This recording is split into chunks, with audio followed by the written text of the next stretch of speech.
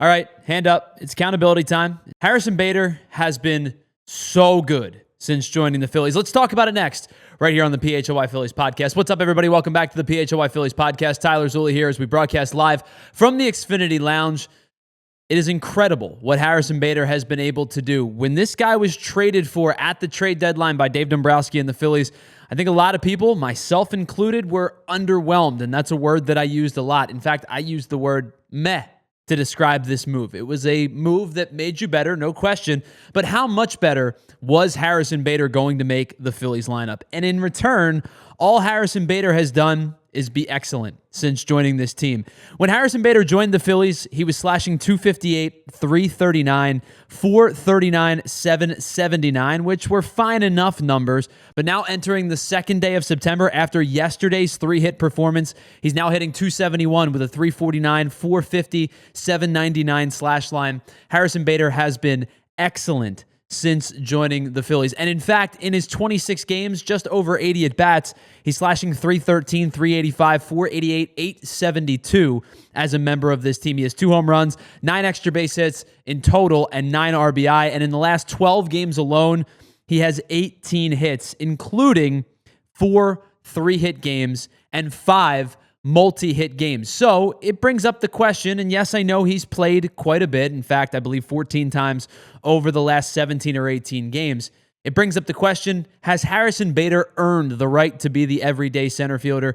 The answer is unequivocally yes. He has been that good. The Phillies outfield this year has no doubt had question marks throughout the entirety of the season.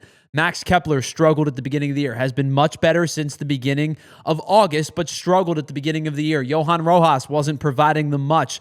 Brandon Marsh had an O for a month in April and then hit the IL. He's been much better since then. The issue for the Phillies has been really Nick Castellanos over the last couple of months has not been producing at the level that they were hoping that he would. And it opened up the question for the Phillies after the trade deadline, is there a plausible outcome that this team might go 3 platoons in the outfield, or at least 2 platoons and Nick Castellanos in right field?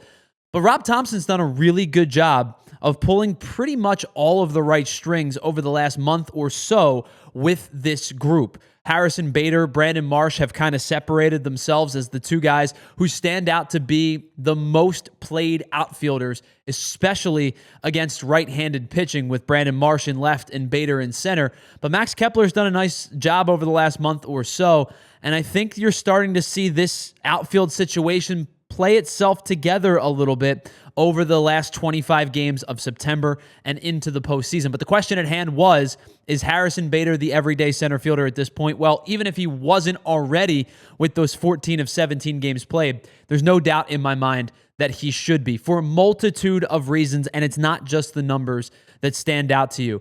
What Harrison Bader provides you defensively was never a question. He is an elite-level defender in center field. His range is off the charts. You saw it in the graphic. His range above, his outs above average is at a 7 this year. He has not had an outs above average below 5 in the last 5 seasons of his major league career. He has a really strong arm, and he plays the gaps well. He's really good at reading fly balls in the gaps. He gets to both the left and right center field gap with ease, and he ranges quickly and gets there efficiently, and his defense was never in question. He also provides you really good base running. You saw his sprint speed was in the 86th percentile at almost 27 miles an hour top speed. He's been really good on the bases as well. But what he has done for the Phillies lineup, I think beyond the stats, beyond the box score, is stretch out this lineup and allow it to be deeper than what it once was. And what I mean by that is, you've trusted 3 or 4 guys, right? You trusted Trey Turner, you trusted Bryce Harper, you trusted Kyle Schwarber, and in spots you were trusting Brandon Marsh, and he's been much better as of late. In spots you've been trusting JT Realmuto. He had a really good August, beginning of August, has slowed down a little bit towards the end of August and into September. In spots you're trusting Bryson Stott, but not at a consistent level. And then of course the platoon guys, the Edmundo Sosa type players, the Max Keplers, and then what is Alec Boehm going to be down the stretch? What Harrison Bader provides for this lineup, I think unquestionably, is depth. I think what he allows you to do is separate your lefties and your righties a little bit more fluidly. I think what he allows you to do is naturally have Bryson Stott hit in the 9 hole where he's been productive over the last month or so. He's fallen into a little bit of a slump recently, but had a nice stretch of productivity in the beginning and middle portion of August. It allows you to separate he and Edmundo Sosa, the two righties, when they're facing the lefties and they go right-handed heavy. What Harrison Bader has done is allow this lineup to naturally kind of be constructed in a way that we didn't previously think that it would. And again, that's why I raise my hand. I tell you I was wrong, at least for right now. And we'll see what happens in the end of September and into the postseason. But he brings a vibe. He brings an edge. He brings a spark. And he brings a natural placement towards the bottom third of the lineup with the productivity to match it.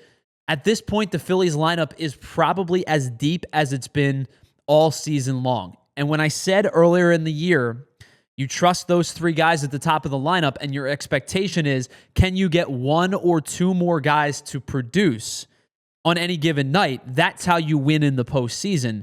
Now you can ask Harrison Bader to be a part of that list. Now you can ask JT Realmuto or Alec Boehm or Edmundo Sosa or Max Kepler or Nick Castellanos, and you're mixing and matching come postseason time, trying to hopefully get 5-ish guys to click in any one given night. We have seen shortcomings with this offense, and what they are is pretty obvious. The bats go cold at the same time. You see a stretch of games where, as you saw over the past week, now they won those games, so the questions maybe staved off for a little bit, but they score 19 against the Braves on Thursday night, and then they proceed to score just 7 runs over the next 3 nights. They win 2 out of 3, but they only score those 7 runs.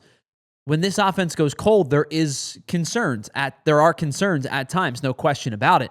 But with Bader settled into the spot in the lineup that he's going to hit, whether it be at 6 or 7 or 8, it allows for more depth within this starting lineup. And it's another guy who feels like he could come up clutch. He's done it quite a few times. He did it last night against the Brewers, where he ends up driving a ball deep into left field, makes a bit, it's a big swing of the bat, turns the tides of the game. He's done it consistently for this Phillies team since joining the team at the end of July.